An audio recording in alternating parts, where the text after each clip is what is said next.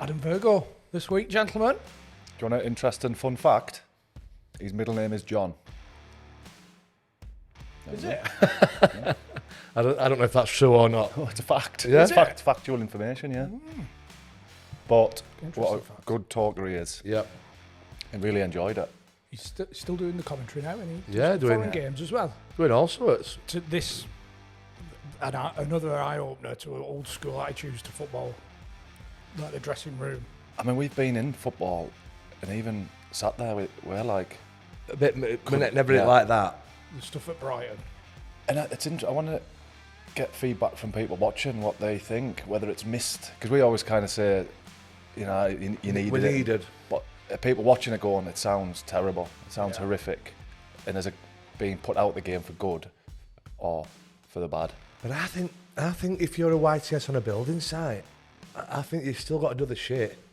Maybe not beat up and that, like, but, do you know what I mean? And stripped off naked and stuff like that. But yeah, what do people out there think? What do you think? I don't know. I think it's based on individuals. But like Gareth Farrelly, he said it nearly finished his career. Yeah, there's ways and means, isn't there? Yeah, and other people have obviously benefited from it as well, like you said. Lads that can then take that pressure later on in the career, but it can send others the other way. Clubs? Brighton. Celtic. Coventry. I'm out. Is that your phone pinging? Yeah. Yeah, we're out. Okay, so we've got Roy Keane again this week. We always seem to get a cluster when we talk about individuals. Yeah. Because we've had a bit of Roy Keane recently. Some would, I mean, could we claim that it's on purpose? We do, yeah. Lining them up. Traction. Like we're tactical. Yeah. Roy Keane traction. Yeah. Well, obviously we've been tactical once again, talking about Roy Keane and Gordon Strachan. I bet Roy Keane's opinion on it's missed the old school stuff. Maybe. Should we get John in? Yes. It's Adam. As always, a massive thanks to O'Neills Sportswear for sponsoring not just this episode, but all of them. Let's get him in. Come on, Adam. Never asked him what his biggest break were. Wonder if he plays. I wonder how many times he's been last start. But if he's watching this back, he'll be rolling his eyes. Yeah, dickheads them. Yeah. No, they were all thought they were all right at the time, but it turns out they're just dickheads. We pride ourselves on our professionalism, don't we? So I'm going to start this with an apology.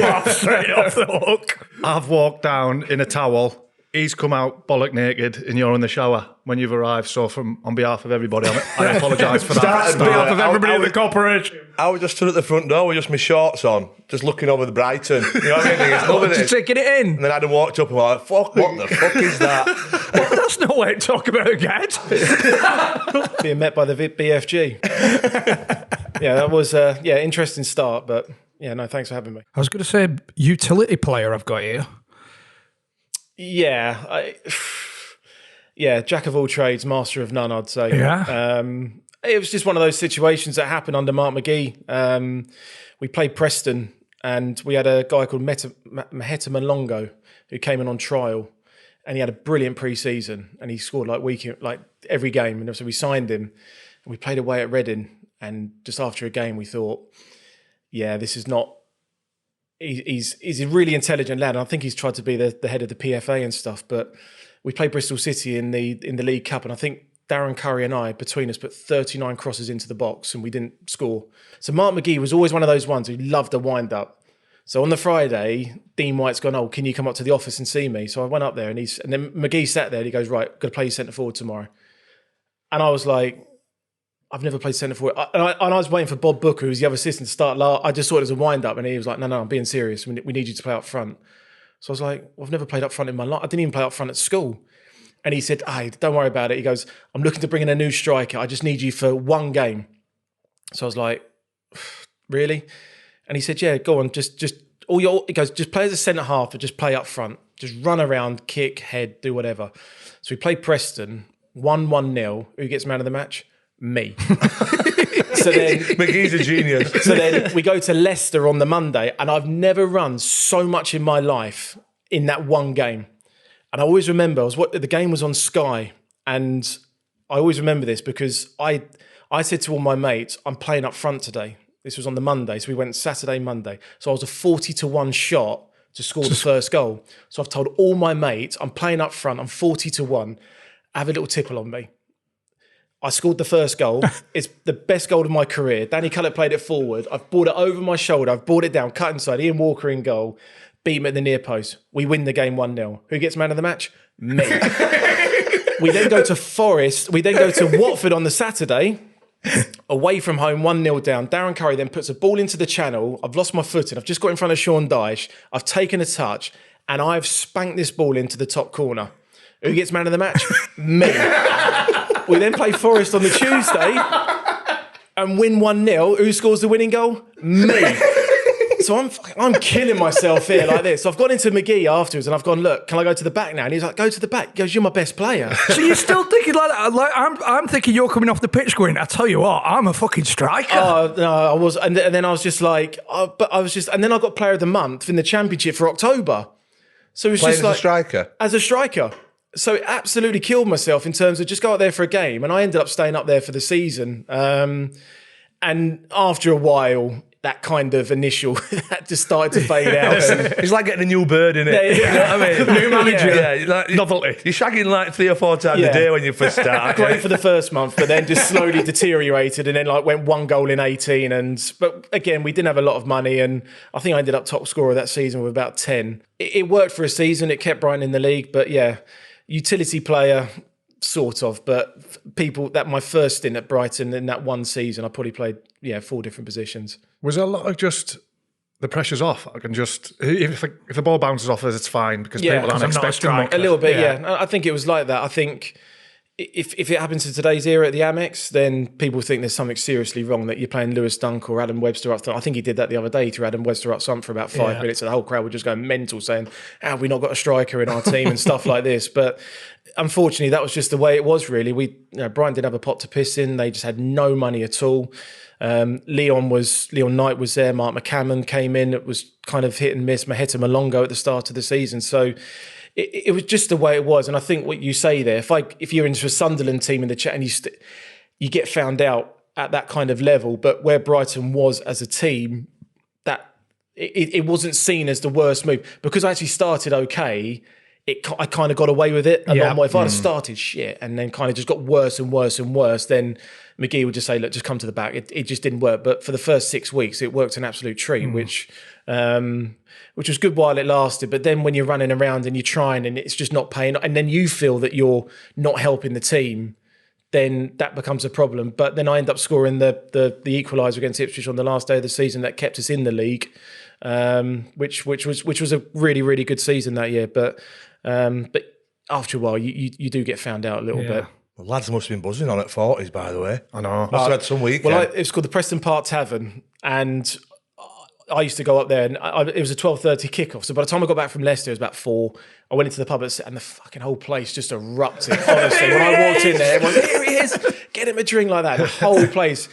I think people. I know people with a decent amount of money. I think they won 5s and 10s. They lumped on big on me. Jesus. But then a lot of people that put 20 quid on me had a decent weekend. So I think the pub in itself probably raised about 35,000 from Corals that they were going in there in their dribs and drabs. And the guy was like, "You're killing us. What the hell's happened today?" Like the local one round the corner. So that was a good night afterwards because we had the day off after. We were speaking about the with Dean earlier off air, and a lot of the time I remember us turning up and thinking, "Fuck me, this is going to be a slog today." Did you sometimes feel like you were 1-0 up before the game had even kicked off? Yeah, I think when I talk about the core group of players that we had in that squad at the time, so the likes of Paul Rodgers, Charlie Oatway, Richard Carpenter, Nathan Jones, Danny Cullip. I think the one thing that they felt was that if I'm talking as a Brighton perspective, the club needed to get back to Brighton. Where we played didn't really matter because going to Gillingham on a Tuesday and a Saturday is not an easy trip from here. So I think coming back into the city was a massive bonus. So where we played was slightly irrelevant. The fact that we were back into Brighton made a massive difference. And I think that we never used that ground as an excuse. We thought if we're fucking moaning about this ground, about the facilities, and we have to walk through a creche to get to the dressing room and things like that, almost pay for your parking when you get there because there's a car park meter and things like that. You're just thinking, well, if we're using that as an excuse, then it gives the opposition an advantage. And I think when you look at the record at the Withdean, I think we had like 5 promotions and 4 league titles. So, you talk about something like that. We played Derby in the Championship, and Fabrizio Ravanelli was playing for Derby at the time in the Championship. And when you have to walk down the steps, it's like concrete. And he's got these metal studs on, and he's kind of holding on to the thing, like kind of slipping away. And he's looking around, and it's surrounded by trees. And he just must have thought, fuck me, my garden's bigger than this place. Like, what am I doing? I've gone from Turin for Juventus, playing against Roma, and I'm here like this, surrounded by trees and, creches and like a little playground and stuff like that. And I just knew then that we knew a lot of the time that could be a massive advantage for us. And the fans bought into it well, which was a massive bonus. We went to Germany recently, and Chris got a little bit aggressive with a fan. And I said, Chris, you need to pick your battles. And I think there was a time you played Northampton with Big Bayo. Yeah. That should have been a pick your battle moment. I'm surprised. I'm surprised I'm here to tell the tale. And it wasn't even my fault. Adam the lab was the one that kicked him. I then got caught in the middle, and then I got sent off, and then he got sent off, and then I was walking down the pitch first, and then he's run up behind me and he's grabbed me on the back of the neck really hard. What, like a kitten? Yeah, he picked me up like a kitten. So I'm like that. So both feet are like wiggling like this, and he's carrying me into the dressing room, and then we've gone up, and he's like, "Hey, bruv, what the fuck's going on, man? Where do you think you are?" And I just looked around me and I thought, I've got 1 security guard, 2, 3, 4, 5 that I knew, and he was standing there, and I just thought, in my head, what? Fuck it, I'm just gonna go for him.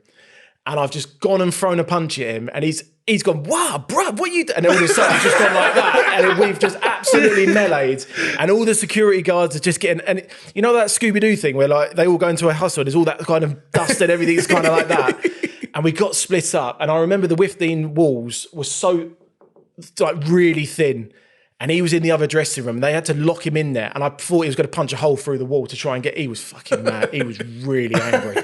I think, and he was angry for me a long time. And then, funny enough, about a year ago, I was working with TNT, and he was a pundit. So I was like, "Oh shit, here we go." But I think bygones be bygones. And we actually laugh about it now. And he said, like, for 2 years, bro, he goes, "I fucking hated you. And I never played against him because I went to Celtic and we never crossed paths." He's a handy bastard as well, though, isn't he? Alabt, is it? Yeah, there's a few. Yeah, Adam, he's a little weightlifter. He was a strong little sod. I don't know if you remember playing it. He was only about 5'8", but he was a strong, really, really strong lad. But yeah, I got sent off for him kicking out, and I ended up almost in hospital fighting with Bayo. Which, how does that work out? Were you 16 when you got picked up by Brighton? Yeah, I was. Yeah, 16. Was that why? Did you sign YTS? So I was. At the time I was at a private school in Hayward Heath. Yeah, I was a posh bastard. No, I got a scholarship through football. So I ended up in a school in Hayward Heath called Ardennigh College, and my dad wanted me to finish my mum died when I was about 12. So I think my dad wanted me to finish my education to finish at 18. So Mickey Adams offered me a YTS at 16, and my dad said no to it. So I did another year at Ardennigh. So I was 17. And then so I carried on training during like half terms and holidays. And then when I was 17, then Mickey offered me a pro contract. Right. It's quite understanding from the club, really. Yeah, but Mickey, he basically offered me a pro contract, then just stuck me in the youth team. So I was basically doing youth team anyway. Yeah. But it was one of those things that my dad, I'm sitting there in a negotiation, and you're not talking big money here, but Mickey's offering me like £150 a week, which I'm like, yeah, I'll take that. It's a chance of being. My dad's no, he's worth a little. How much do you think? It's like £250. So I was like, I just sat there thinking he's just going to absolutely ruin my career for an extra 400. Little did I realise I was still living with my dad. He then started charging me rent. So I thought, right in the back of his mind, he must have thought that he must get some rent coming in to get some more money off me. But, I ended up signing for Mickey 4 times in my career. Did you manage to skip all the jobs and everything then? No. So Mickey still made me do my jobs. But on the other side of it, the one thing that I was very aware of, that a lot of the friends that I knew, so people like Dean Hammond, who come through the youth team, Adam Hinchelwood, who's the manager of York now, I was very aware that I still wanted to change in the youth team dressing room, and I wanted to be aware that, so the initiation when you're a youth team is to get your head shaved. I didn't need to have that done, but I had it done just to kind of say, look, I'm not too big for my boots to be training with the first team and things like that, really. So and Mickey still made me do the jobs. And I think that's still a massive grounding of any youth team footballer still coming through today. I still think those little details of, cleaning the manager's car, doing the office, cleaning the physio room and stuff. But to my naivety, I remember my debut against Brentford. I trained, I'd been called up to the squad, but in my head, I still did my job. So I still went to the physio room, like sweeping up, and Mickey came in. He's like, "What are you doing?" I was like, "No, you leave that. You're going." So I always had that mentality of still to respect the area that I was in. That I've seen too many people get too big for their boots, and they lose the dressing room very, very quickly. Especially with those senior pros that I had around me at that stage, that would put you back into place quite quickly. How was he, Mickey Adams, for a young lad? Scary? Yeah. If I still see him today, I still get that fear factor of he's got that little man syndrome, and he's very, very tough in terms of the youth team was a youth team. Respect was a massive thing within that youth team to first team. He would say what he thought, and he could be quite brutal with it sometimes. I think his style of management was working then at that stage. I think the second time I came back to Brighton, that was slowly being etched out a little bit, that kind of fear factor, kind of managing with the iron rod a little bit. I mean, he was an excellent manager at that period with Brighton. He got us going massively, found Bobby Zamora from Bristol Rovers, and we went on that road of success really, really quickly. But the older I got, I understood him more, and I kind of relaxed around him. But when I was 17, I was shit scared of him. I was massively scared of him. Would he be same with the youth lads as the first team lads, though? Yeah. So you can accept that then? Yeah. If he'll batter the main man and he batters you, well, then that's fair enough. Yeah. But I think in that era, they tested you mentally and see how far you could go. And it's almost like prodding. If you keep biting back, they've got you. In the end, if you just accept it, they give up on you and then they go on to the next person. And all they're doing is just testing you. Can I survive mentally with the abuse that I used to get going to a public? All those things, they just test you all the time to see if you're mentally ready to go and play. So if you're going to play in the first team and you've got to go away from home and you can't take a rib in here, how the hell are you going to go to an away ground and get all the abuse and get all of this if you can't take it here?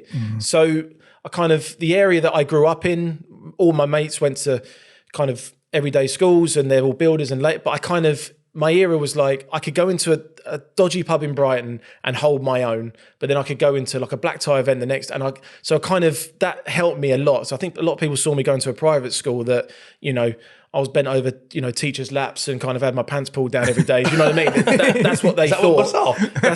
That's what they thought really. And, but I could have both ways. I could take a lot of stick, I could accept it, and you just agree with them, and you kind of just make them feel that they've got you, and you think, and then in the end they just leave you alone.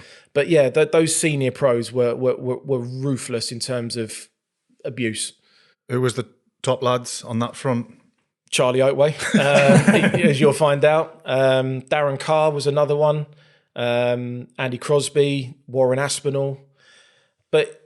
It's in a weird way. It's kind of, but like if you take Charlie for instance, he could go up. But if you rang him at 2 a.m, saying he'll be the first one there to come and get you. So there was always that element of, don't be like love about it, but it was almost like he would be there for you, but he would test you at the same time. With that, so it was ruthless back in those days. Today you probably couldn't get away with it, but back then that was just kind of the norm coming through the system as a footballer. What was the crack with the debagging of manager and coaches? So what would happen is that if the manager or coach or physio, so if you try and imagine this in today's language, if you think about this, so back in the day, if the manager or coach or physio would get too big for their boots, those senior players would go, he's getting a debagging today. A debagging is basically at the end of the training session, we surround the manager like lions and he's like the wildebeest. And we kind of do it in the winter months. And all of a sudden, all the players go for the manager, they beat the shit out of him, they rip off all of his clothes, and he's basically in his socks and his boots, and they round him around in the mud, they kick and they punch him, and they basically beat the shit out of him. And then the manager is bollock naked, covered in mud, walking in from training after getting a debagging. And Bob Booker once, he took such a beating that he said he was shitting mud for like 2 days. because we had dragged him around so much. And we went to a public park once. We were playing up north, and he got a big for his boot. Bear in mind, a public park, people walking their dogs. We've gone for him. Absolutely, like you're kicking him, you're punching him, and you're kind of just like moving around in the mud, like both legs, kind of pulling him as much as possible. He's covered in mud. He's bollock naked. And sometimes, if he can get his boots and socks off, he's walking in on a public park onto the bus, bollock naked. And that's how much power sometimes those players in that dressing room had on the manager. I'm absolutely flabbergasted. Honestly, I'm just trying to think, like, who makes the decision that it'll be one of the senior pros. It's almost like a mob hit. So what? It's almost like a mob hit, right? It's like if four of like the colonels, if I could call them, they'll go, right, he's getting it today. And it's just, and when I first saw that, I was like, oh my God. And what level would that go up to? Surely not the first team manager would never Mickey Adams. Mickey Adams got a debagging? Yeah, Mickey Adams being debagged. Alan Cork, assistant manager. Dean White. Dean was a lot bigger. So he was harder to get. He was like, if we got him... More of a bison. Yeah. So he's gone from a wildebeest to a bison. If we done him, he used to kick and punch and God knows. So he was always one that we tried to go for. I think we've got him once, but he was a big sod, Dean White, back in the day. But Mickey Adams, the manager of Brighton and Albion, would get a debagging where he would have all his clothes ripped off, pull through mud, pull through puddles, and walk into the dressing room bollock naked. is he swinging back? Or? He's trying to, but when you've got 20 players on top of you, imagine a pack of hyenas. You just have to lie there like that and just take the beating. And he's, you're just seeing him being wheeled around like with both legs like that, and he's just like, let me go. And then he's kind of like pulling mud out of his arse. He's kind of just doing everything that he could, really. But they were the debaggings, and that was kind of like that squad mentality that we were, and we were a horrible team to play against in those early days. What kind of things are you looking for when you're saying they're getting too big for the boots? Is it any examples of like interviews? Is it what a trigger? Win 5 in a row? Yeah, a little bit. Yeah, if he thinks a couple of the players have gone out and they think they're getting a little bit big for their boots, if someone comes in a bit of item of clothing that's kind of a bit big for his time brash. and stuff like that, it's almost like, but he might be cocky. We might play a game of head tennis and he beats us, and he kind of, I've played in the Premier League, you've not played in the Premier League, who do you think you are? You've never played for it. Like, so he kind of gets a bit cocky like that, and it's just like, and then the senior players go, he's getting a debagging today. This is the day. Would you get excited when you heard them words? Yeah, but you just kind of play it all cool. But then he knows he's after training, he does a team talk, and then it's kind of gone from a U shape to a round shape, and he's like, "Fuck, I'm done here."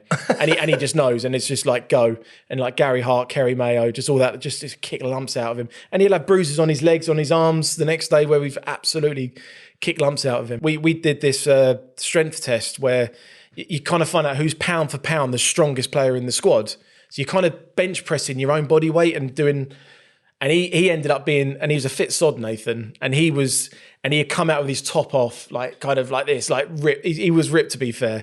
And he's like, I'm pound for pound the strongest player in this team, like this. And Gary Hart and Kerry Mayo have just jumped him, and there was this puddle like at the bottom of the stairs, it was full of flints. And they've dragged him through it, and he's fucking cut his knee open. And he missed the game on Saturday. He had like stitches in his knee. And they dragged him through this puddle with flints, and he cut his knee open. Well, got too big for his boots. Exactly. But yeah, that's just the way it was. Imagine the lads who are not in the team are punching a little bit harder than the ones who are. Yeah, there was a few that Mickey would be quite harsh with in terms of the way that they trained on their own and stuff. And yeah, I think they would put their own kick in. But yeah, that was a debagging. So you imagine Guardiola getting that done to him today. It just wouldn't happen. Went for a run yesterday in my O'Neills shirt. Did you get many Beeps, whistles, beeps, whip woos. Wolf honking. whistles or? Wolf whistle. No. Chris, you're an attractive 40-year-old man. I don't think it's me, I think it's the shirt. Makes sense. Well, we have to say a massive thank you to O'Neills Sportswear for sponsoring not just the episode, but the entire series once again. Custom-made kits, 4 to 6 weeks designed to deliver. If you've got a team, whether that's 11 aside, 5 aside, 8 aside, 6 aside, all the sides. Minimum of 12. Yep. Maximum of, well, there is no maximum. No. They will clothe the whole of England if you order them. The main selling point for me, though, is the quality of the kit. You just, for the price, for the numbers that you're getting, for how quick you get it, designing your own kit, putting your own touch on it, you can, like we said before, I think you 1-0 up before you've even kicked off. Disagree with us if you want, but I wouldn't hesitate in wearing that down the pub with a pair of jeans. Or playing five-a-side. Or running down Charlie Road. Very quickly. So all you've got to do is follow the link in the description, or you can go to O'Neillsportswear.com. That is very good gear, by the way. It's probably the best that we've put his name to. Unbelievable quality. Unbelievable quality. What were the trips away like at that time? It was mad. We went to Ireland, and we used to go there every year. We used to go to a place called Ballygar. And you know when you say I'm fearful of Mickey Adams, this was the day I thought my career was over. The game before, we played against Sligo Rovers, and they called it the Battle of Longford because at half-time, so pre-season days, you'll kind of all be sat on the side of the pitch because the benches weren't big enough. And it was a boiling hot day. And I don't know if you've ever played against Irish teams. They love a challenge. And we could look after ourselves. And that day we was just like, this is for a pre-season game, this is a little bit naughty. And Charlie ended up, I think Charlie got sent off, and Steve Melton, I don't know if you remember Steve Melton, midfielder from Forest, he got sent off as well. And they were both walking in, and the other two players got sent off as well. And then all of a sudden, Charlie and Steve have gone in first, and the other two players are running after them. So you know that it's all going to kick off. And then the whole squad is just running. All their squad is running. And we've had the biggest fight in terms of outside the game got abandoned. It's called the Battle of Longford. If you Google it, it's called the Battle of Longford. The police were called and everything. Jesus. The police were called and everything. And the game got abandoned. And Mickey was just like, fucking hell, lads. I used to like coming here. It's like, I haven't got to explain this to the chairman. It's like, you've just basically had a game abandoned. That must have been, was there some organisation gone on here? Like, yeah, no, we saw the two players run after our like two. Battle of the Buttons. And we just knew that, and then their bench started running in, and then we started running after their bench, and it's just, but again, just fighting Irish people, it's not a sound move.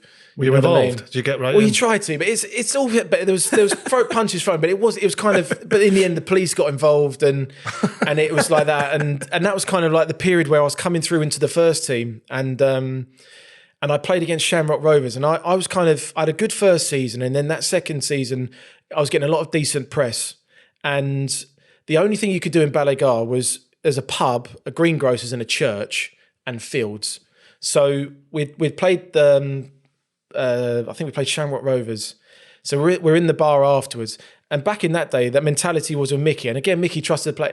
He's like, if you want to have a beer, you can have a beer or a Guinness. But he was like, but come 9 o'clock tomorrow, this is still pre-season, you're still going to get in your time. So if you've got to get around the pitch in 2 hours, I want you to do that. Don't come in hungover. And so he was very good like that. But then sometimes with the young pros, it was almost like, if you want to have a drink, you can have one. And it's like, he's setting a trap here. Yeah, but tester. So I was just sat there and I was innocent, and Charlie then came up to me and Kerry Mayo, and they were like, we're going out to Ballygar tonight for a drink, come with us. And I'm like, no. So I don't want to come. I said, I'm happy as I am. I've had a good game.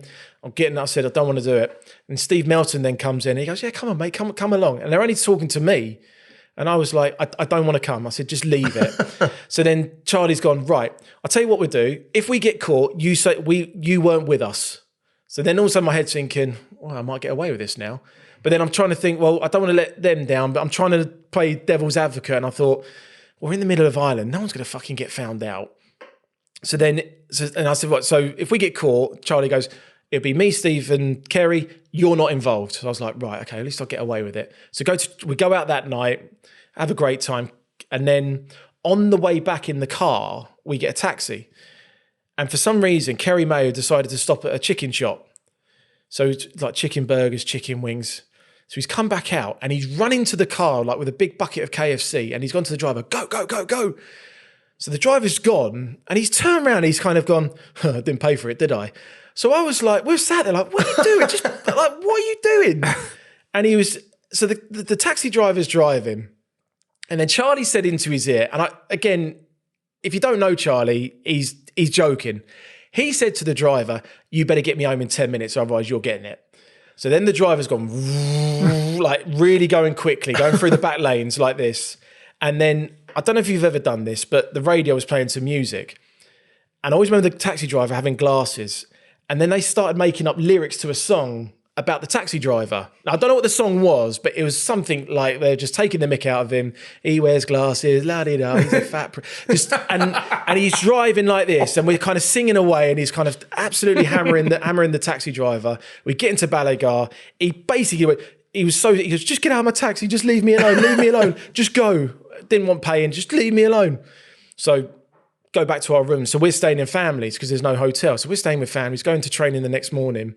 Nothing said. So we're thinking, got away with this one. I had a good drink as well. Or, yeah. It was. I was feeling half wary, and then the senior pros that their experience of having a drink and going to train the next day. But pre-season's a little bit different. And then training went as normal. Mickey, morning, normal game, this and that, like that. And then he's gone. Right. I know that some of you went out last night, and then my heart has just gone. Fuck. So then Charlie's gone, don't, just go. He goes, come back in 5 minutes if you went out last night. So then Charlie's just gone, just go. So I start walking off. So Steve, Kerry and Charlie, they just stay. They know they're senior pros. And then Mickey's gone, I know there was one more of you. I know there was 4 of you. And then Jeff Pitcher, I don't know, he just went, you better go back. I said, no shit, Sherlock. And then I walked back, and I've spoken to Mickey about it later, and he said, out of everyone in the squad, you were the last player I thought would walk back. And he fucking hammered me like you wouldn't believe. You're going on the transfer list. Wait till I speak to your dad when you get home. And then during that talk, and he was like, Charlie, you're fucking this, you're that. Kerry, fucking shagging every bird of this. He goes, fucking shagging this. He goes, never fucking shagged her, Gaff, I just snogged her. Like that. And then Charlie started laughing. I'm almost crying like this. And then it kind of half broke the ice a little bit. And then we all went off, and we were then called the Balagar 4. So if we had to do a 50 metre, say a 100-yard run, we had to do 200. If it was corners and free kicks, we wouldn't get corners. It was just like he had it in for us. And I'll tell you what, when I had to go and see him to apologise, I'd never been so nervous in all my... And I didn't play for ages. So one of the reasons I came out of the team at the start of the season was because of that. So I don't really kind of coming of age though as well? A little bit, yeah. It was just kind of just next time, just go with your instinct and just don't go out. But I said to Charlie later, yeah, thanks for looking after me. Yeah, cheers. So it almost cost me my career at Brighton. Do you think you could have got away with it? I think we would have got away with it if Kerry had nicked the Kentucky Fried Chicken. And he would have known because the police was called. Right. So there was 4 of us. But I think if Kerry had nicked the KFC and we hadn't sung those songs, we may have got away with it. Yeah. But yeah, it's a serious offence, nicking chicken in Ireland, you know. So what are you doing? It's fucking like 20 quid. But that was Kerry. Yeah, I've had that one before. You know, the old step forward if you've been out pre-season. Not sure if they know who it is. You start twitching and fuck it. Yeah. So how old were you when you made your debut then? I was 17 at Brentford. So did you ever play in the Johnston Paint? You know, the pointless one that in League 1, League 2, that the first 2 rounds you don't, but then you get closer and closer to the final, then it takes it a little bit more seriously. So I made my debut against Brentford in the LDV, I think it was then. I think Danny Cullip got sent off. And then never in my world, you know, you're on the bench, but you think there's no way in a million years that, you know, the manager's going to call you down and bring you on. And I played half an hour, and then the game went to extra time, so I kind of got another half an hour. Ended up losing on penalties that night, but I think making your debut is... Good game. Yeah, I think people always say to you, what's the proudest moment? I think always just, for me, it's just making your debut because it's the journey to get there. I think it's the sacrifices that your parents have made to kind of... You know, we didn't come from money background, but my dad always made sure that he kind of got me the best boots that I could afford. And, you know, he gave me every opportunity, and all my coaches that kind of helped me through that journey as well. I think it's a kind of a collective thing then to do. It's so hard to become a professional footballer. It's not an easy thing to do. And I think, you know, if people want to take the piss that you play 1 game, 2 games, the fact that you've done it is an amazing achievement. And regardless of if it's in the National League or if you're playing in League 1, League 2, Championship, anywhere to make your debut, for me, is a crowning moment, because there are millions and millions of people out there that want to do it, and they brag away and they give you stick week in, week out that they've never done it. But for me to have done that with my hometown club was it was really special. Promoted first 2 years? Yeah, so we went League 2, League 1, Championship. Then we got relegated from the Championship. Then I got promoted back to the Championship, and then we survived on the last day. So I played 4 different leagues in 5 years. Yeah, but 3 promotions, it's like you're involved in it all the time. Yeah. It's success. Yeah, there's an element of, we had a really good team, but we had a player called Bobby Zamora who basically scored all the goals, and we were just like, if we keep a clean sheet here, I mean, he was way and above the level that he was playing. You could just tell straight away, and I'm sure you've played with you see them early on, you think he won't be here long. We players like him, Steve Sidwell coming on loan from Arsenal, those kind of people, you think we're only here to kind of just give you an opportunity and just game time. But Bobby was on a different level. We played that one up front originally. We weren't a 4-4-2. We were a 4-3-3. Paul Booker down one side, Nathan Jones down the other, Bobby down the middle. And the amount of grass that Bobby covered and his finishing was top draw. And I think in our last season in the Championship that we had him, I don't know if this is just rumours, but I think Tony Bloom and Norman Cook helped pay his wages to kind of keep him at the club for another year. I don't know if that's true or not, but that's kind of the rumour and innuendo that I heard. But you go and see the career that Bobby's had. It's an England international top player. I've heard them both speak about the whole career, but they always go back to that dressing room at Brighton and just say how good it was. Yeah, Sidwell and Bobby, this is. Yeah, I can imagine, and I think it helps you in good stead, and I really, really do. I mean, there's a lot of things that you learn along the way, and I think that era of football, it was mentally, you had to be mentally right, didn't you? During that period, that your ability could count for one thing, but up here was so important. I think a debagging would make sure of that. Yeah, and it comes from the bullying. I think. Yeah, it comes from being treated like shit. You get to the level where you're playing and you appreciate where you're at, and you don't want to drop off that. Yeah, they were on you, but as I said, like always, if there was ever an issue, they would be there for you as well. And I think those lone players that came in at that stage, Steve especially, I can understand why that was an important part, because you kind of go away, you're going into a brand new environment, you think, and in fairness, you're not really going to come across anything like that. In all honesty, and I know we won a lot of games in the tunnel before that game. We were a horrible team to play against. And training was like that as well. Training was 100 miles an hour. You didn't want to be on the losing team. Even Piggy in the middle, you didn't want to give away the ball. And on a Friday, you'd kind of get that jumper, the shittest trainer of the week. You didn't want that. It was a real intensity in the training, but also in the mentality as well. Did it ever spill over in training? Yeah. All the time. All the time. Regular. I remember Peter Taylor coming in. He'd just come from England. So he'd been manager of England for that one game when he made David Beckham the captain. He'd gone to Italy. And bearing in mind, he'd been working with the creme de la creme of the England under-21s. And then he's gone to the England team against Italy. And for him to come to us must be like him managing Mean Machine, the team in prison. We were all there. And on the first day he came in and we were training. So the way that he wanted to look at it, he wanted to find a better training pitch. So we went to a school called Christ Hospital, which was towards a place called Horsham, an immaculate pitch. And he set up all the cones. So we've gone from like little Piggy in the middle.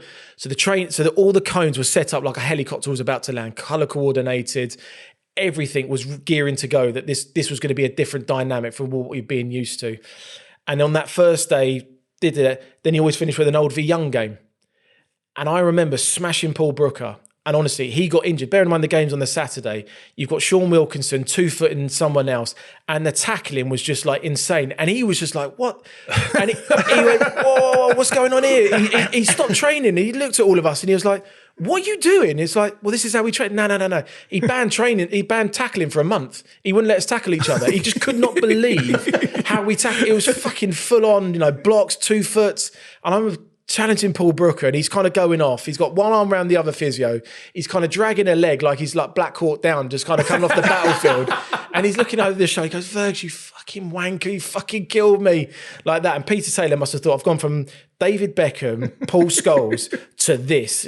And in fairness to him, I think the one thing that Peter did really well, he grew to love us. And I think he just had to accept this is what it was like. And if I try and change this, then I'm going to change the mentality of that dressing room. And we ended up winning the league that season. I've just got visions of Peter Taylor going, whoa, whoa, whoa, everybody stop, and then eye contact just being made and someone just went, bag him. Yeah, debag him. Yeah, He's got to be vulnerable. He got one. He would have got one. Yeah, he would have got one. I think it kind of went up to Russell Slades, and I think that's where it stopped. Yeah.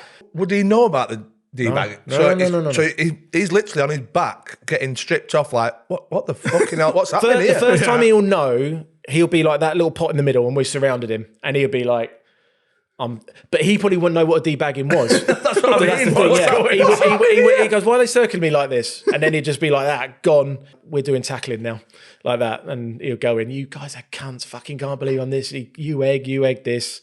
But in fairness, they kind of accepted it. Yeah. I don't know, they didn't run us the next day or anything, but... In them early days, is that still the generation where there'd be beers on the buzz and stuff on the way home? Yeah, at the right time, fish and chips, sausage and chips, pie and chips, at the right time. So Saturday to Saturday game, there'll be beers. Saturday, Tuesday, probably not. Telling the coach driver, get your fucking foot down, we're out tonight. Yeah, it would be like that sometimes, Pete the bus driver, but we used to call him the fossil. He was so old, and back then we didn't have sat-nav, so it was kind of like, if he took a wrong turn in, he would get it. And I remember one day... Get him in the field. I don't know. One day we were going to a game and, you know the M25, when you go around and you kind of go off the exit, so you go around towards Dartford. You know that? No, you're Northern. Sorry, so you go around the M25. If you don't take the turning, you end up towards Folkestone, which is towards Dover, which you don't want to do. So you have to take that road round. So we've got a game I think like Leighton Orient. So you're going around to like East London. Pete's missed a turn off. So we're fucking hell, Pete, like, what are you doing, you fucking fossil? So kind of, you got signs now for Dover and fucking the Channel Tunnel and everything. Yeah, France, Calais, 12 miles. You're thinking, so Nathan Jones has kind of gone down like that. And you know, like the microphone you get at the front of the bus, and he's kind of like, I'm not very good at the Welsh accent. He's like, on the left-hand side here, we are going past Dover, where the white cliffs of Dover are. And then Pete's just gone, shut up, like that. And he's taking his hands off the wheel and he's grabbed his neck.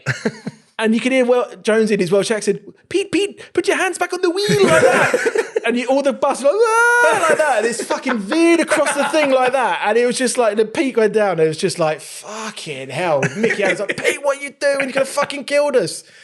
But yeah, so if we wanted to get back, we would say to Pete, if you get us back by 10, there's a drink in it for you. But half the time, he'll take a wrong turn. And I remember one day we went to Cheltenham and we pulled in at the services because we got there early. He'd left the fucking coach on, so the battery didn't work. So we're fucking pushing the bus down the fucking M40 to try and get it going. So I think he got sacked after that season. I mean, you don't mind missing a game because of that, do you? But no, you don't want to miss Cheltenham. No, exactly. True. Tell us about another friend of the show, Leon Knight. He came into us when he just left Chelsea. And I think in a programme, I think Zola had said he was one of the best finishers he had seen. And I think in his first season for us, I think he scored like 35 goals. But in that second season in the Championship, he just didn't. I think when you look at Leon's career after Brighton, it's just a lot of clubs but funny guy, but very, very mouthy. Very, very mouthy. He would say what he thinks and he just didn't care. And one day he went to Richard Carpenter. I think he nutmegged him and kind of gave it away and kind of was in Richard Carpenter's face. Now, Richard Carpenter, he's the loveliest guy you'll ever meet, but he's got a switch in him. And I remember Leon, after that training session, nothing was said. We kind of calmed Chippy down a bit. And I remember Chippy going to get his boots with the metal studs on, and he put the laces around, so like the boots hanging. And like Leon's kind of lit on his phone, and he's whacked the boot on the back of Leon's head as hard as I've never seen anything like it. He'd whacked to the back of his head. That all fucking kicked off, and it was just. But Leon could say too much and kind of not read the room sometimes, and that was one of the occasions where he said a little bit too much and. Like Scott, I'm the fucking daddy round. Yeah. He smacked, and you're like, oh, whoa.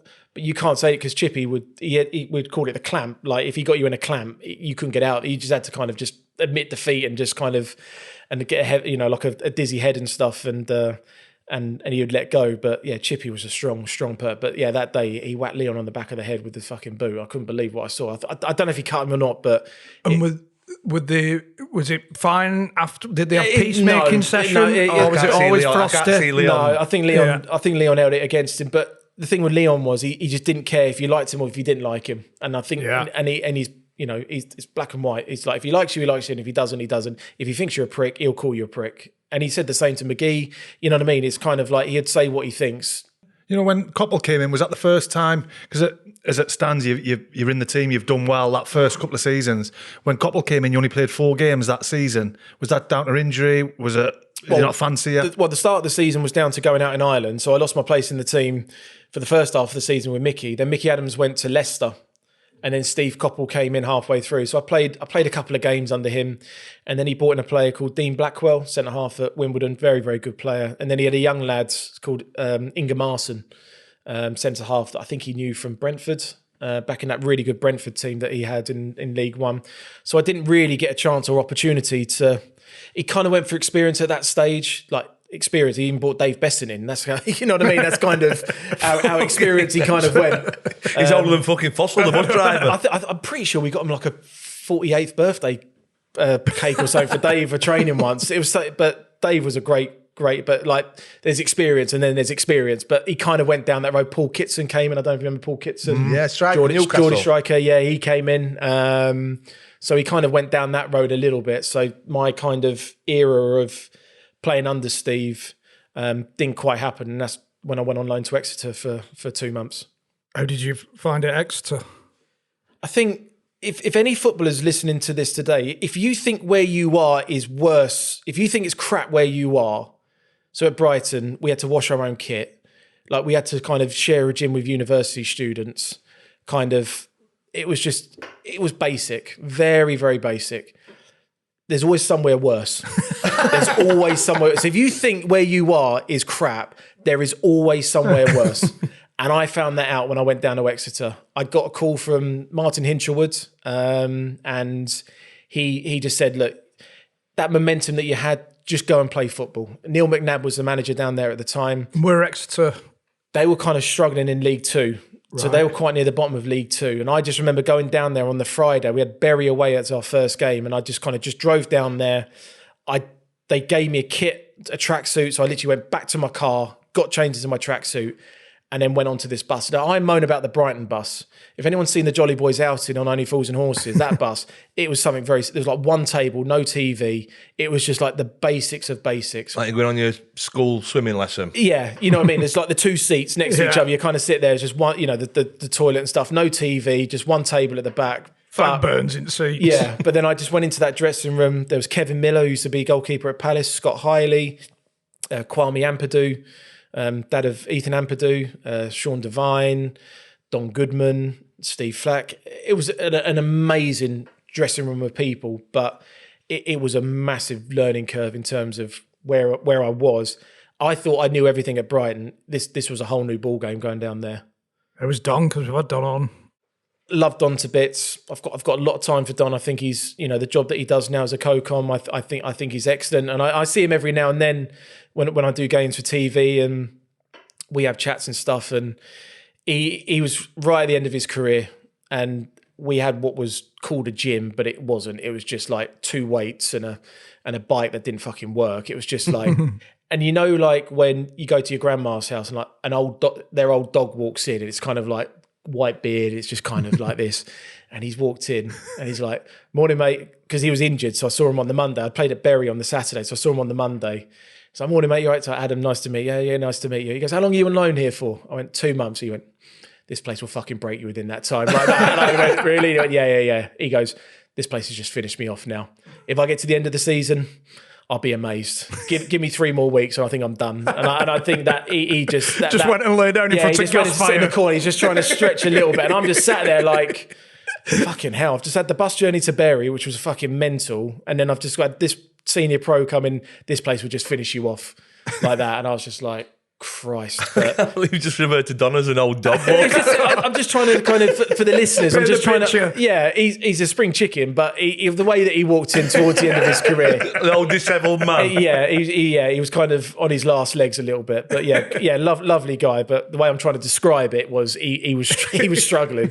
Was it one of them as well then? You've gone back to Brighton. Brighton got relegated. Have you gone back thinking, I need to do well here because I don't want to go back to that. Yeah, I think, and I always think that with loan moves in general. I've done a lot of National League with TNT Sports over the years, the last 10 years, and you have that academy system, which is very safe, very nice football. But then I think sometimes that environment to go out and play in that environment of what you've been used to, that if it doesn't work here, this is what, and the game's got better, but there's still that standard of where you are. My neighbour who lives across the road from me, a guy called Jake, he's a young goalkeeper. He's just been picked up by Hull, but he worked in the kitchens just down my local pub, just as a part-time job. He's only 16.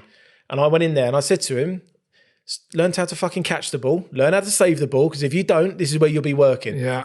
Did you see that fraud who, were he the chairman then? Spoon man? The Spoon Man, Uri Geller. Spoon Man. The Spoon Man. Fucking fraud, by the way. He was down there around that time with like Michael Jackson. Remember when he was down there? Michael Jackson went down, David Blaine. It was kind of around that era then. The only thing I've had with Yuri Geller was I met him that game at Bury. And I came out and he was like, my name's Uri Geller. And I said, I know you are. Nice to meet you. And he's like, you nervous? And I was like, yeah, a little bit. And he put his hand on my chest and he was like, we will not lose today. And I'm taking out all the the negative energy out of your body. And I just thought, this guy ain't all there. We ended up losing the game. So it didn't really make a difference. And I was shitting myself. and then the second time I had a dealing with him. There's a bit of a long-winded story to this. So my best mate is a guy called Ben Shefford, and we lived in a house just round the corner from here. So we lived together. We were like 18 years old. He owned the house, so I just lived there with him. We're best mates growing up, and we're living together. It was like the best times that we ever had. And then one day, a letter came through the door, and it was like a brown envelope, and I've opened it by accident, and on it just said council tax bill due. So I've rung him up and just said, Ben, it's a council tax bill here. Do you want me to pay it? And And he went, no, I'll sort it. So 3 weeks later, I come back from training. There is a story to this. I come back from training, open the door, letters there. It's the same as another letter. So I open up again, reminder, pay the council tax. I ring him back up again. Have you paid this council? No, I forgot. I'll pay it when I get back. Forgets to pay it. So then I get another letter through the door and it's like final reminder. So I thought, right, I'm going to get him here. So I've called him up and I said, did you pay that council tax bill? And he went, no. I said, right. So it's gone up to like £1,200 now. You've got to go to a magistrate court because they want to get the money off you. You've got the bailiffs on there. So I rounded up jokingly about a £4,500 bill. So he's come back from work. He's a roofer and he's sat there on the table. He's devastated. He's just like, I've hid the letter, but I've paid it. So I've sorted it.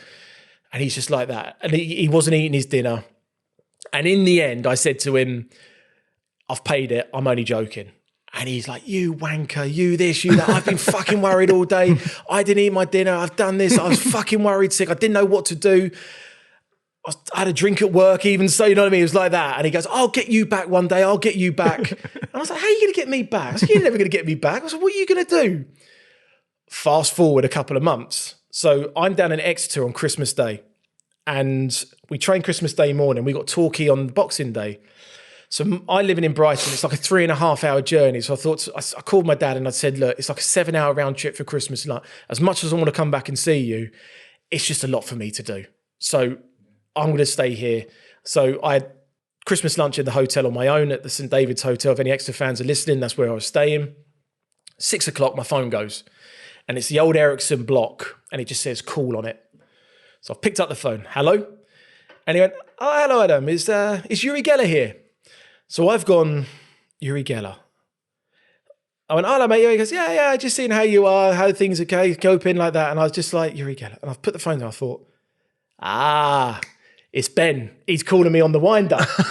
So I've gone, fucking, oh yeah, good one, mate. Yeah, funny one. I said, in fairness, that's quite a good one. And I've ended up calling him a spoon-bending cunt.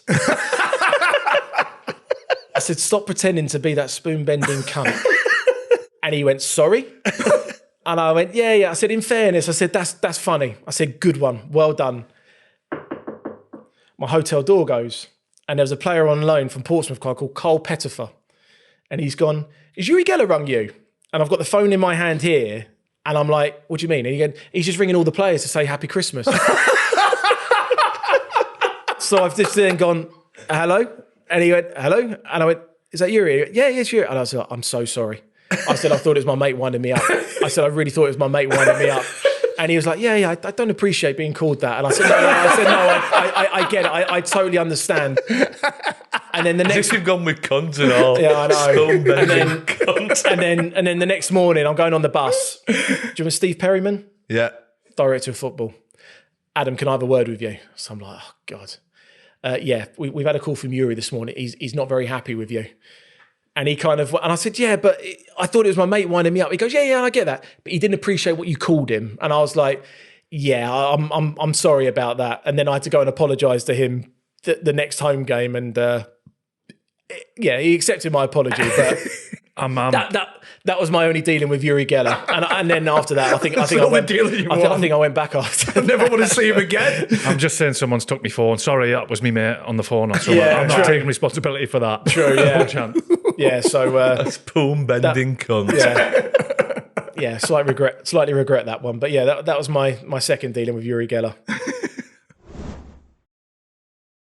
I tell you what, lads, there's nothing like Wednesday night in, couple of beers, watching Bromby versus Sickleborg. I'm with you. You know a couple of lads playing, don't you? Mm-hmm. So we got on the Danish league, got the VPN on, bounced it over. Perfect. Sickleborg are a lot better team than what I thought. I know. They've surprised me today. Well, if you didn't know, with NordVPN, you can bounce your location to anywhere in the world, and it's perfect for watching anything, but specifically sports. Like we've been abroad, bounce your location to the UK, get on your subscriptions, watch the match. And as for the security, keeps all the passwords, bank details, everything under lock and key. So I wasn't aware that they could get on your shizzle. You know when you're in an hotel or whatever. Them hackers, when you're just using public Wi-Fi, hacking in, not with NordVPN. Got to be careful. Extra layer of security. And of course, we've got an offer. Links in the description. This is the big dog. 4 months free. How many? 4 months free subscription plus 30-day money-back guarantee. Well, we can't say any better than that. I'm honestly lost for words. Yeah. Oh, yes! Ida Legerson. What a goal. I don't know. Ida Legerson. He just signed this summer. Beautiful looking man and all. Beautiful. How was Butters? He's funny, yeah. I remember scoring that goal against Swindon. He jumped on my back, and I thought he was the last person I needed to jump on my back. He was a big boy, but lovely guy. I felt really sorry for him once because I think the Sun put an article out there that they put him on sale for £5, and he was just. I think that killed him massively. I felt really sorry for him, and we once had Norman Cook. £5. Yeah, Norman Cook sponsored our. Probably got a free, wouldn't you? Yeah, and then I always remember Nathan, when he scored a good goal, Nathan Jones would go, I'd pay £5 for him, I'd pay £5. When he'd score a goal, I'd pay £5 for him. And he a great guy, but we always remember we had Norman Cook sponsored our kit. He had Panucaville as a sponsor. That was like his record label. So Skint was something and Panucaville was the other. And if you wouldn't have liked it. Is this Fatboy Slim? Yeah. So he ordered these kits from Italy, and like the stretchy what kind of. I wouldn't have liked it. No. We like literally they were like stretchy. Spray on. Yeah. The Kappa ones. Were they the Kappa things? It was a bit like that, and it was like stretchy. And you're like, if you're kind of over a certain amount of kilos and you're kind of above 13% body fat, you're worried. And he didn't have a pair of shorts that could fit him, so we had to order like the biggest pair from Italy. Like there's a few big boys like myself that when this Panucaville kit came, we were like, oh shit, we've got to wear this now. It's like skin tight like that. But great lad, funny lad. I remember him coming out to bits. He came out of a bar in Marbella, and all of the Sunderland lads were congregating outside this thingy. Were you there? Yeah. And it was one of them when I felt sorry for him at the start because he walked up, he's like, oh, you all right, lads? And he's just gone, lifted his top and went, fuck me, I can't wait for pre-season, and pushed his belly out. And all the lads were just crippled on the floor. I thought, you've done that very well there. I remember in Marbella, on that back street, there was a big pine tree. And I remember Niall Quinn with Lee Steele, and they were trying to climb to the top of it in Marbella. And I remember going out there, and a guy could drink. Like, we were sat there in TGI's, and I just remember he sat there at the bar, and he just pissed himself. And Dan Harding and I were looking at each other like, what the hell's happened? He was just wet, and he was everywhere. But then he would go, like, we'll go home, and then I wouldn't wake up till like 2 PM. He'd be back at the bar at 11 o'clock again. Like, he was just a serious drinker. But yeah, Mark McGee had him on this diet. He could only eat things like Monday to Thursday that kind of grew in the ground. And then like Friday, he could have his off day, and then he was on the treadmill. In fairness, Mark got him really, really fit, and he played really, really well that back end of the season. But he, top guy. This isn't a loaded question, but you know the move to Celtic? Do you think that would have happened if you didn't have that season playing up front, that spell up front? Again, I think that there's an accumulation with this move. So Gordon Strachan had a year off. So Gordon and Mark are friends. So Gordon saw a lot of me from the League One going into the Championship. And I remember speaking to Gary Pendry, who was his assistant manager at Celtic. And he even said to me, you were the most watched player Gordon's ever watched before signing. So he'd seen enough of me to think that there was something there that possibly could have worked. But I think that season helped me. I think it really, really helped me in terms of that move. Did you turn down Celtic a couple of times before you signed? Yeah. So in January of 05, my dad died in January 05 under really difficult circumstances, and I've spoken about this a little bit, but I've not really spoken about it a lot. So in January, and we're here. He literally lived 5 minutes from here, so that's where I grew up. Two guys knocked on his door and basically broke in. They thought drugs was in his house, and he lived on his own, so he was there. He opened the door. Two guys broke in and ended up pushing him against the wall, and he hit his head on the corner or something like that, and suffered a massive blood clot in the back of his head. And then that was on January the 3rd, and on January the 18th, he had died. So he had issues anyway with illness that I didn't know about at the time. But that ended up being a manslaughter charge, not a murder charge. So from that back end of the season, I was playing for Brighton. There was a court case and everything to determine whether it was going to be a manslaughter charge or a murder charge. I was dealing with the police at that time. So there was a hell of a lot going on. And the loss of your dad as well. Yeah, and it was circumstances. Yeah, but the weird thing was, it was like football kind of almost that surrounding of players. It was just kind of like, I'll go in the next day, Charlie Oatway for those. You okay? Yeah, fine. And training carried on as normal. But then when that came around in the summer, I just felt that I just wasn't ready for that move. I really enjoyed being in Brighton. I felt safe under Mark McGee. I was really enjoying my football. And that's when I said no to it. Forget about the money. The money's irrelevant. I've learned that now moving forward, that money's irrelevant if you're not happy in certain situations. So that was really, really difficult to deal with. And I just felt that there was two things. One, that was the main issue there. And I just felt another season with Mark, another season here, that if the move comes around again, I just felt that I wasn't prepared for it. But then also on the side of it, that Celtic team was a fucking good team. John Hartson, Chris Sutton, Alan Thompson, Neil Lennon, Stilian Petrov, Bobo Balde. We signed Artur Boric. And then you've got the young players coming through, Aidan McGeady, Sean Maloney, John Kennedy, David Marshall, Stephen Pearson. And then you've got Nakamura, the Japanese boy that came in, who was just the best player that I'd ever played with. Roy Keane came in January at that stage. And I just said to Gordon at the time, I was just like, I'm not going to play. I said, I'm just worried that I'm going to go up there and not play. And I remember meeting him in Brighton. They played Fulham on the Saturday. And I always remember this. And he just said to me, what's your main worry? I said, I'm not going to play. I said, that's my main worry. And I said, on the other side of it, I said, my dad's only died, and I just don't think I'm quite ready for it at the moment. And he went, I promise you this, you're going to go up as my number one right back. And then when you go from there, you're going to go into centre half. And I remember looking him in the eye and I said, do you promise me that? And he went, yeah. And then I said, well, I'm stupid to turn down the move. And that was then the start of me then going up there and it kind of not really materialising as what he promised. And then the way that it ended, I just thought it was pretty wrong, to be honest, considering what I'd just been through. Yeah. And he said the club would look after me, and the club. Celtic's an amazing club, and there's some really, really, really good people there. But I just felt maybe today you maybe looked after more, but at that stage when I went from Brighton to Celtic, you go from 6,000 to 60,000. You go from not being recognised to being recognised everywhere that you go. You go from jumping into a cab driver that's with a Rangers fan being told to get out. You then get into a cab that's driven by a Celtic fan. They don't charge you. It's just that, but no one ever sits you down and goes, this is what it's like. This is what you need to be prepared for. Nothing's ready for that, really. And it just the way that it ended was just, I just felt really let down by, not by the club, but by Gordon, because I really felt that I just wasn't given the opportunity that there. And I don't think a lot of people knew that going into it. Because I remember John seeing me in October, John Hartson, and he never knew it, and because he read an article. And I thought that the press would be on it, but they weren't really in terms of that story. So it was just a really, really difficult time. Then you go on loan to Coventry, then you go on loan to Coppell, and then you just, you're a nomad again, just from that security of here to being promised this and then going everywhere.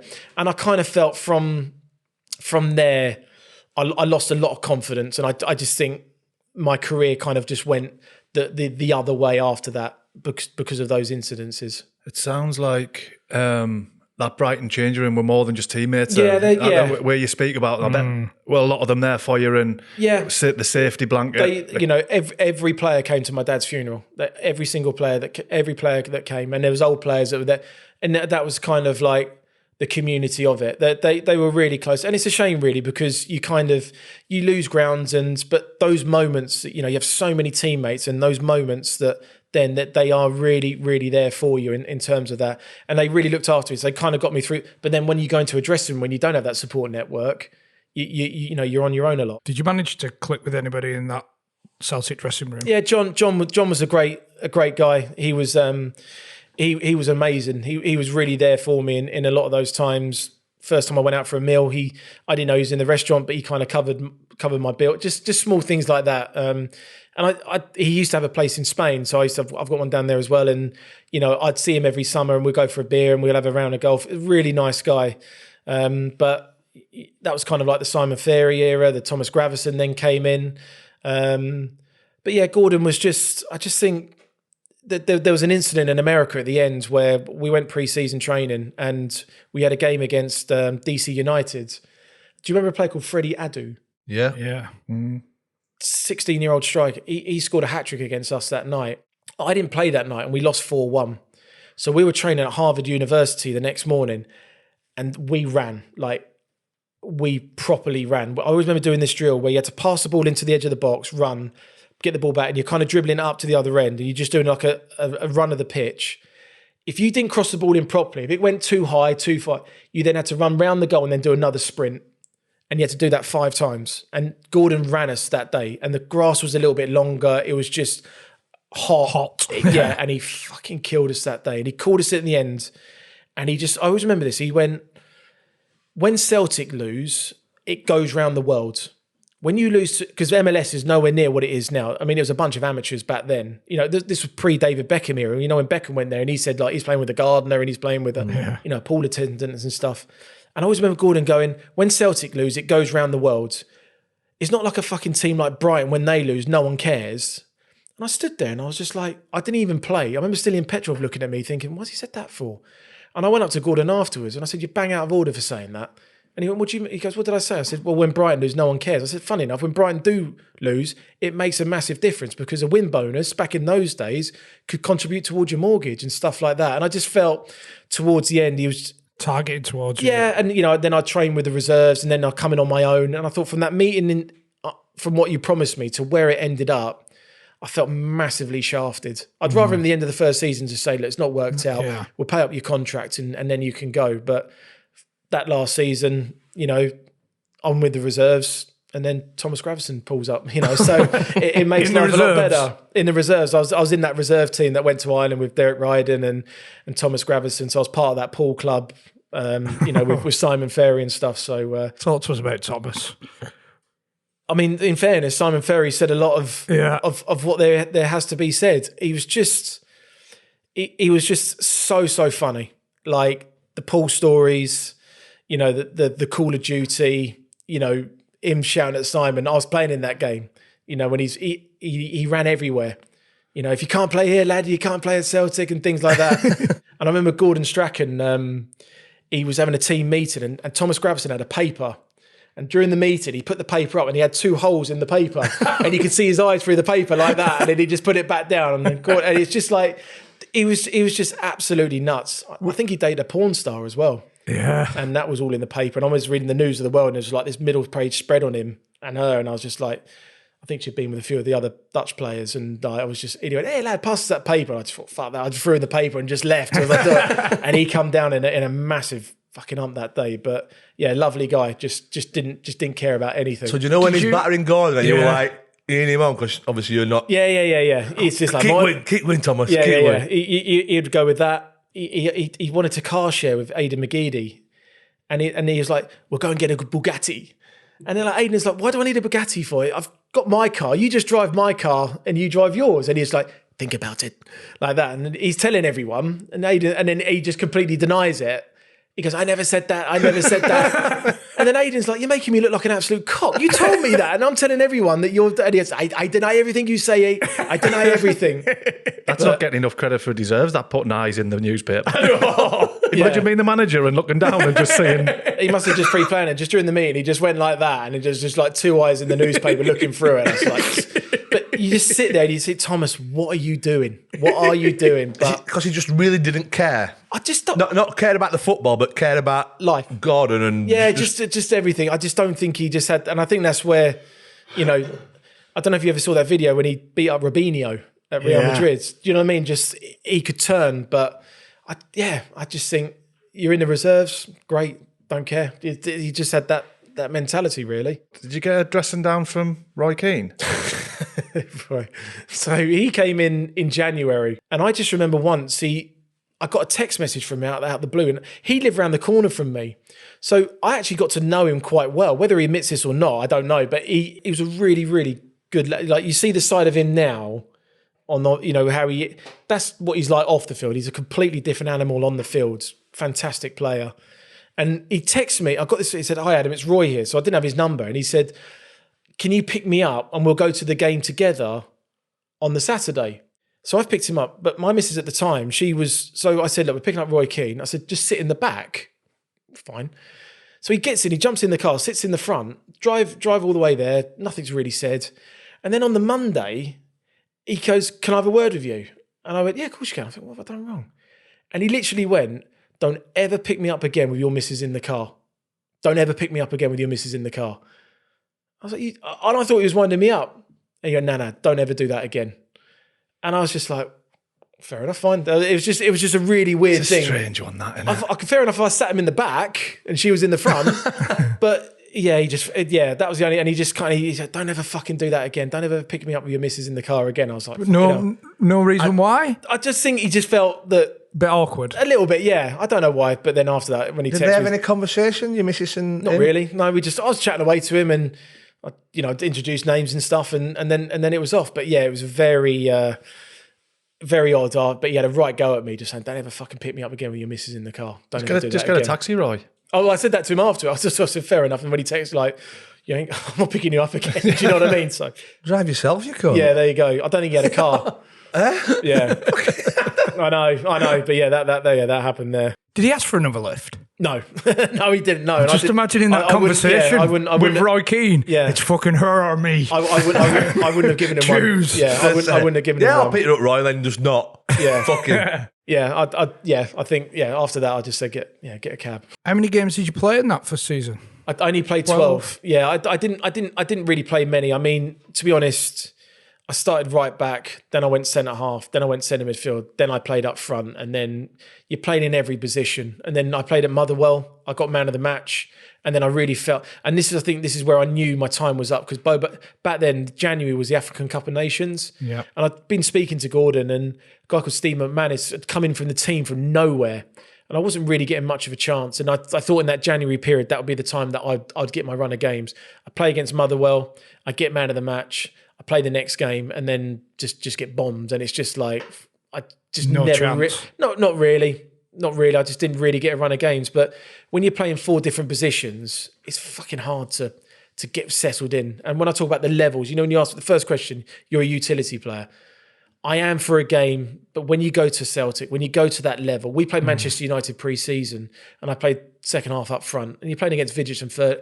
I'm not a centre forward. Do you know what I mean? It's just It's like throwing it at Wolves, really, isn't yeah. it? And he called me out after that game, and I said I'm not a fucking centre forward. You know what I mean? It's just like things like that, really. So it was just a bit of a mess, really, from start to finish. But would you fight your corner? You know, yeah. game. And I think sometimes that worked against me. I think I would say what I thought to Gordon, and in the end, I think that's. But respectfully, I wasn't like you this, but I think the one thing that Gordon didn't like was confrontation, an intelligent confrontation, and that's what he didn't like. And I could argue with him, and that's why he fell out of Aidan McGee, because Aidan McGee was quite switched on upstairs. So when he had a conversation with Aidan could come back with something quite quickly, and you'd have to think about it. Do you know what I mean? And he would rather you call him X, Y, and Z, and get really angry, a slanging match, rather than be calm and then say, "Okay, fine, but you said this, you've done," and he didn't like that.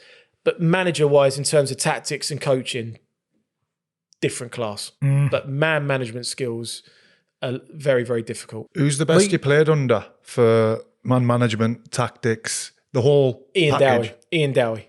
Really? Yeah. I might surprise you. I love playing under Ian. I thought he was... I just loved his coaching methods. I loved the way that he was around the training grounds. I think he was a little bit more ahead of his time. So the way that he thought, like bringing in a sports psychologist... But when you've got like Don Hutchinson, Stephen Hughes, those kind of players, that mentality of like, this doesn't work. But I really like playing under Ian. I thought, and I saw him the other day, and I've got not a bad word to say about him. But he was different.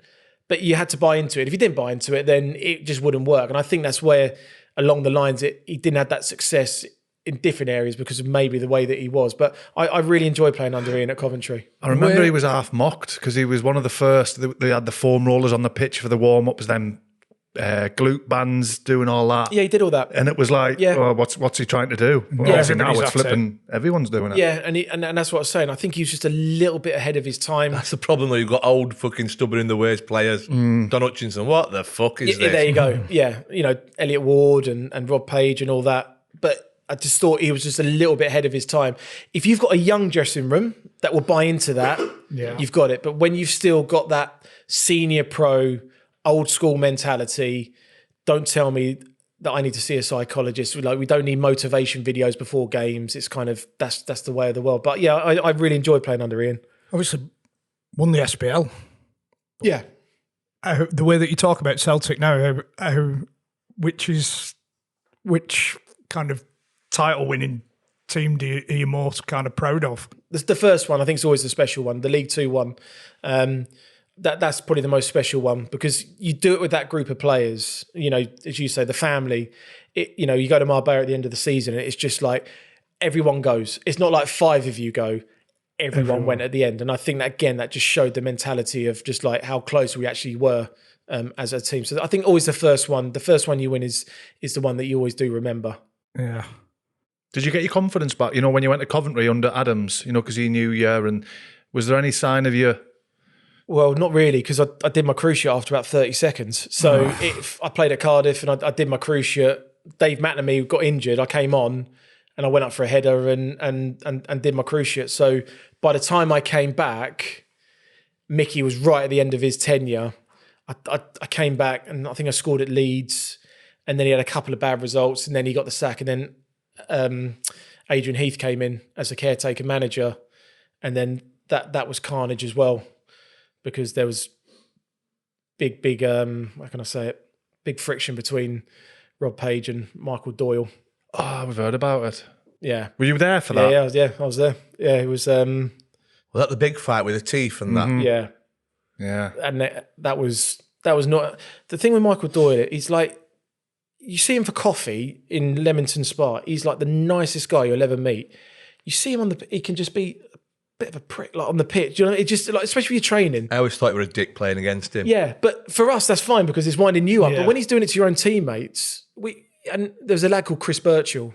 He played for Port Vale. Yeah, and striker. He used to play for Trinidad and Tobago. So did you remember Chris? Yeah. So lovely lad. And Doyle has absolutely 2-footed him. And then it all kind of kicked off. And then Page has gone to him, you tackle your mates, tackle like that on a Saturday, not against your teammates. And it kind of all got broken up. And then Heathy went, just go and sort it out. And then that's where I think Doyle has said something to Pagey, and he's like, what are you going to do about it? And then you just heard like that, and you just seen Doyle just go back. And then, because Gary McSheffrey was his best mate, and he'd already gone to Birmingham. So when he came back in the dressing room, he was like, right, where's Gary McSheffrey? This and that. We're going to go and get Rob Page and stuff like that. And you got all the youth teamers out there looking for his teeth, like on the pitch. And it just, I think, then after that, it was just, the funny thing was, I think a lot of people thought, I wish I'd have done that. Because he's just, but Pagey did it. But the thing, I think Pagey got septicemia in his hand for like 4 days. So I think he was in hospital after that for about 4 days. We were going to visit him in hospital saying, well done, mate. Yeah, well done on that one. But taking him his grave. Little reward. Just 1 tooth on a chain. But yeah, and then Ian came out at the end. And then I broke my arm towards the back end of that season. And then it just, that was it. But yeah, I'd say just injury, then Mickey left, and then Ian came in. And then that just kind of filtered out, and then went back to Celtic, and then ended up at Colchester. Who was manager at Colchester? Geraint Williams. He was a Welshman. I didn't really. Mickey Adams was there as an assistant, so I kind of went in there on a recommendation. But that was kind of, I think we finished off Teddy Sheringham that season because that was his final year as a professional footballer, and I'm a Tottenham fan, so Teddy was a hero of mine growing up. Yeah. So playing with Teddy, Johnny Jackson, Kevin Watson. It was the season before. I think they'd just finished outside the playoffs, and then the next season we got relegated that year. So again, it was just I never really settled there, and it was a crap. Out of all the seasons that I had, that was by far the worst one for me. I just didn't do well at all. I think you've alluded to it a bit. You've got this big move to Celtic, and it sounds how you've spoke about your time after. You just haven't enjoyed it. Yeah, I think Gordon, he killed my confidence. I think he took a lot out, and in the end, I resented football a little bit, and it just kind of lost the love. And ironically, and the happiest year I ever had in football was my year at Yeovil. That was my happiest year because I lived in the countryside. My first son was born. I just loved it. I loved it. I just absolutely loved it. So when I look at players now coming out of the spotlight a little bit and maybe go and play in Europe and just go and enjoy your football, it's weird. I was probably on the least amount of money that I'd been on for a long, long time. I was more happy then being on less money, just enjoying football, enjoying playing with good players. Dean Bowditch, Nathan Jones was down there, Ben Roberts was down there. It was a good. That's when we had like Luke Ayling coming through at the time. Good loan players at the time. Luke Freeman was another one, but I just feel that was the slow decline of confidence in terms of enjoying the game. I think as well, you've obviously done your cruise ship and then broke your arm as well in that period, haven't you? So you started a few injuries. Yeah, a little bit, yeah. And I mean, you finish at 20. But the problem was with me, with my knee, back in those days, you just play through the pain. And you'd have injection after injection after injection. And in the end, it ends up catching up with you, which it ended up doing. Before you went to Yeovil, you obviously went back to Brighton under Mickey Adams. Was that did you jump at that opportunity to potentially go back? And was it the same? Was it not? I'm assuming it wasn't. Heart over with that one. Yeah. I think if Mickey wasn't the man, because Dean Wilkins had spoken to me in January when I was at Colchester to come back, and I just said no to it. I think it was a heart over head matter. Almost a comfort blanket in a way of going back to a better time, if you will. I was also promised the ground. I was promised a training ground. So all these things that you're promised and you think, oh, God, if I'm here for another 2 years, I'm going to be playing at the Amex and things change. I thought you meant they were going to give you the ground. No. I paid for that ground when I moved. Yeah, I put the deposit down for the move when I moved to Celtic for that ground. But, I mean, there were still great players there. Nicky Forster, Glenn Murray, Tommy Elphick was kind of coming through then. But it just wasn't the same. I got into football because I love football. Then it became a job. And then I don't know if you had this in you. It just you end up not enjoying it, and I can see why players. The thing with fans these days, they look at footballers and think, "Well, how can you fall out of the love with the game?" It's like, well, you can do. You've been doing it at such an early age. Once you things start happening and you don't enjoy it, then you don't enjoy it. But I think a fan can't sometimes understand that you do it. but it became a job, and then I started getting pissed off with so many things, and it's just like I didn't get into the game for this. I got in because I loved the game, I loved playing, but then injuries and then things happen. You just think, fuck it, and you end up getting fed up with it. Really, it's another example as well that money doesn't bring happiness. Because I'm guessing your Celtic contract was your biggest of your career, and you were still. I always unhappy. laugh. Yeah, I left Brighton in a Ford Focus and turned up in an X5. I wouldn't take my Ford Focus up to a Celtic. When I got to that car park the first time, I saw Bentleys. I thought, fuck, I better go and get myself a decent car. So that way you treat yourself, though, wasn't it? Yeah, it was. Yeah, but again, at the end of the day, a car breaks down. You know what I mean? You can go on the best holidays and fucking you get rain, and you know what I mean. So I think the Celtic move helped me a lot in today, being a parent, being a dad, being a husband. I think that's helped me massively of what I am about today with my kids. That you learn massive lessons from that, and but again, you still have those good moments. We beat Man City in the League Cup on penalties and things. So you still have those moments. You still get that reason why you are a footballer. But then when you become captain of the club, there's a lot more responsibility and things like that, really. So, but I always look at my career in two parts. That first part, which it sounds like you're alluding to now, you got your first part and you got your second part. And that first part was a great rise. And then the second half was probably a slower decline. Do you know at Brighton then, 2010 you left. When did the move into the new stadium and everything start really kicking off down here? So they had one more year at the Withdean and then they moved in the next year, so 2012. So I missed it by 2 years. I've been promised it since 2000.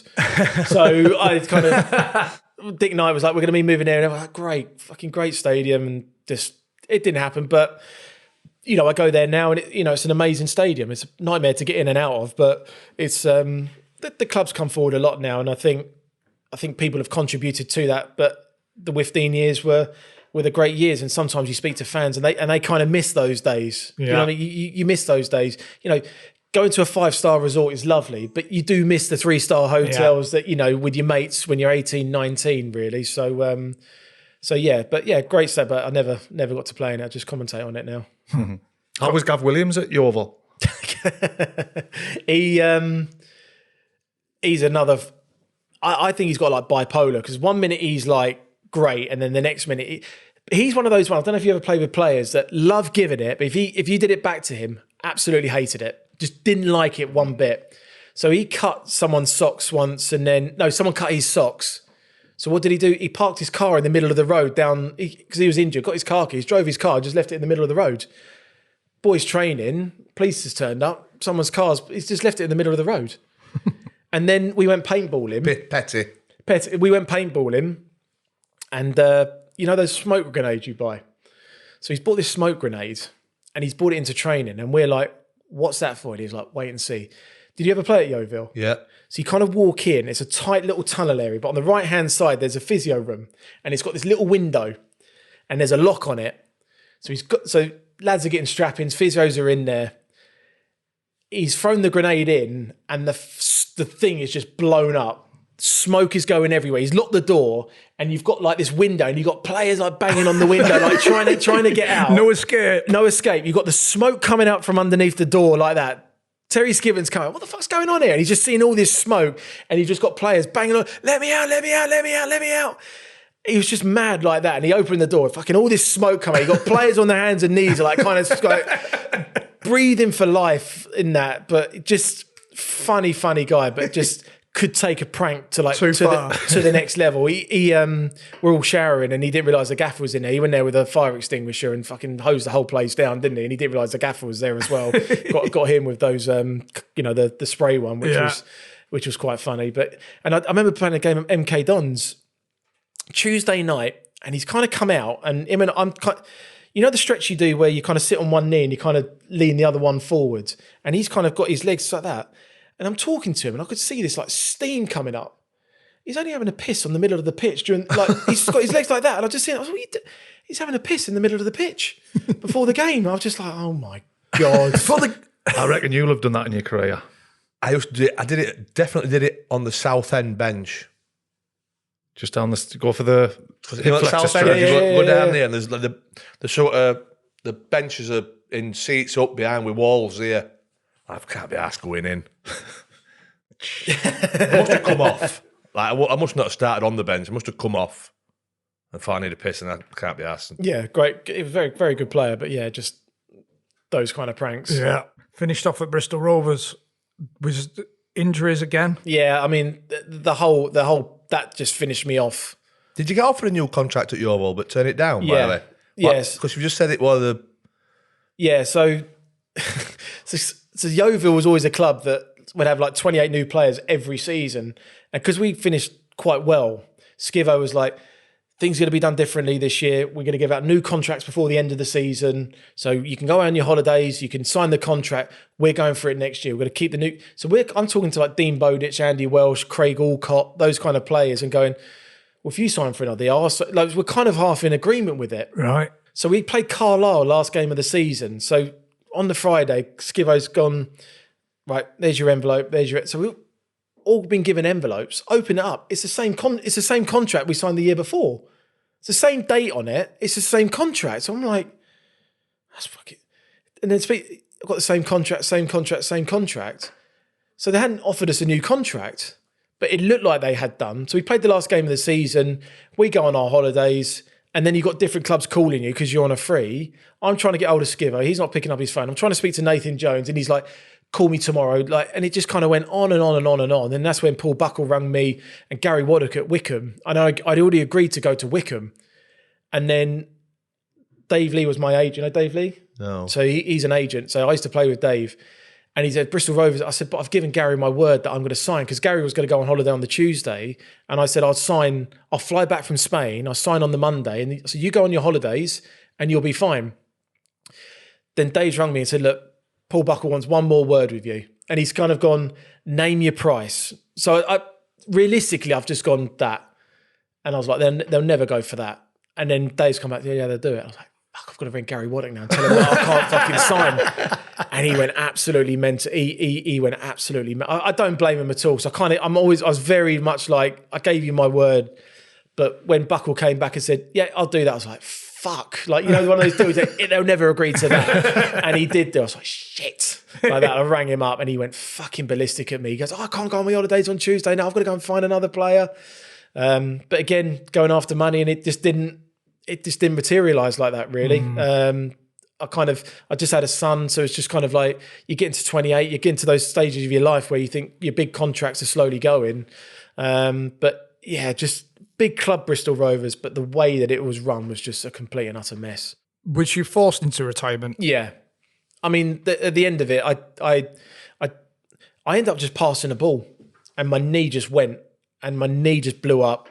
And we played Rotherham that night, and I've gone in, and my knee was just like swollen. So I went and saw Phil Kite, who was the physio, and he went, "You're not playing." I was like, and I saw it. So he's drained my knee, missed that game, went for a scan and stuff, and I come back, and I'd done this. I can't remember what I've done. I can't even remember what I've done to my knee now. And I needed a microfracture operation where they try and kind of needle your knee to build cartilage and stuff like that. But the problem is down there was, you know, Phil Kite would be the physio, and you'd be sent up to the David Lloyd Centre on your own. Like literally, there was no one there monitoring you at all. I could see why that I didn't make a full recovery from that, you know. And it's just like you can't send injured players up to the David Lloyd Centre on their own, especially not when they do them nice toasties. Well, that's the problem. You walk in, you've got a costume on your right. Well, I'll have a coffee there. Yeah. Toasty comes out, have that. And then, you know, and then sometimes, you know, you just don't do it. You just don't do the work and kind of, go in a sauna and stuff like that, really. So it was just, you know, Buckle signed me. Then I got injured. And then it just kind of, again, I knew in January of that year that my career was over. Yeah, it's a sad, again, that decline was like, that's the fucking car crash at the end of it. And it just finished. And by the end of it, I just fallen out of the love of the game massively. Just the way that it was, that you're never going to get fit again, and it's over. So it was a difficult summer to deal with that. Did you have a plan going into it? Not really. I mean, again, it's just like you kind of think about it now. You're young and naive. When the PFA come in at the start of the season, don't they? Do this, do that, do your coaching badges. And all I was worried about was playing Call of Duty at 2:00 when I got home. Do you know what I mean? It was very much like that mentality, really. So I had an idea. I wanted to go into the media. I thought coaching would be something that I wanted to do. But sliding doors, really. The year I retired, the year that BT Sport started. and then you get an opportunity there. And I've been a co-commentator now for the last 12 years. So I didn't have a plan, but things just fell into place at the right time at the right place that allowed me the opportunity to do what I do now. Do you enjoy it? Love it. Absolutely love it. I never thought I'd enjoy a career more outside of football than I thought football would be the be all or end all. Yeah. I love what I do. It's just a unique opportunity to commentate on football. I think when you get things taken away from you, I think gratitude plays a massive part. That opportunities now become available that you certainly have to take them. I did the National League for TNT Sports for 10 years. Absolutely loved that. But I've always been interested in the media side of kind of the way that sport works. I did my work experience at Sky, and the guy that employed me was a friend of mine at my brother's. I knew. He stuck his neck out on the line to bring me in, because sometimes with TV company, they just want careers. They don't care if you're a good journalist or a good broadcaster.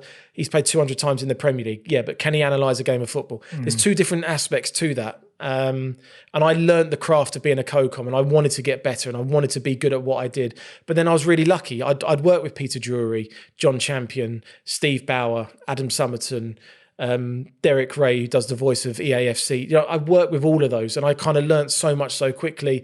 And I knew that I had to kind of put the work into the research and the craft of a broadcaster rather than just picking up a microphone because I'd played 200 times in the Premier League. Take a leaf out of that book. On what?